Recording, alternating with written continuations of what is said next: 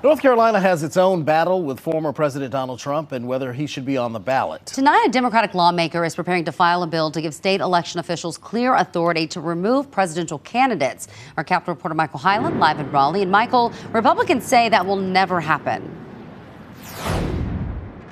Depending on what happens with the Supreme Court's decision, the General Assembly could take up this issue in the spring. But Republicans say they will make clear that former President Trump cannot be removed from the ballot here.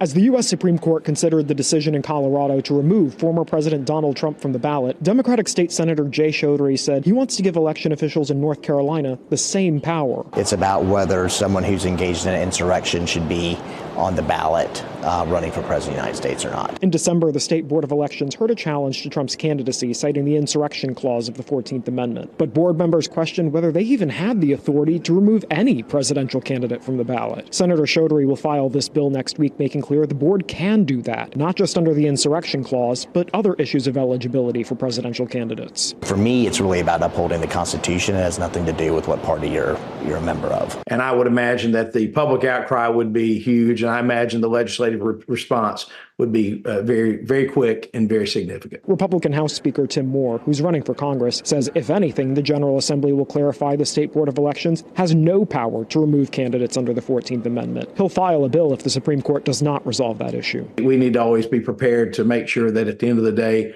the voters of the state have the opportunity to vote for President Trump or whoever it is they want to vote for president. Several justices sounded skeptical Thursday of states making this decision. The administration of elections really takes place at the state level.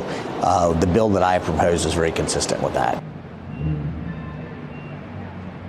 The legislative session begins in late April, and the Supreme Court could weigh in by that point. Well, Michael, the Elections Board dismissed the challenge to Trump's candidacy here. What's the status of that?